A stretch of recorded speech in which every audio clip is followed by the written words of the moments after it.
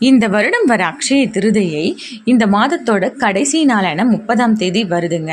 இந்த முறை அக்ஷய திருதியை ரோகிணி நட்சத்திரத்தில் சோபன யோகத்தில் கொண்டாடப்படுதுங்க.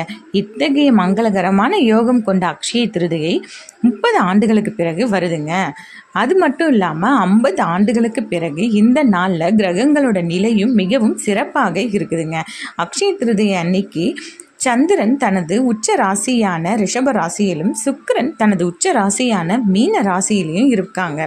இது மட்டும் இல்லாமல் சனீஸ்வர பகவான் தனது சொந்த ராசியான கும்பத்திலும் தேவகுரு வியாழ பகவான் தனது சொந்த ராசியான மீனத்திலையும் இருக்கிறாங்க.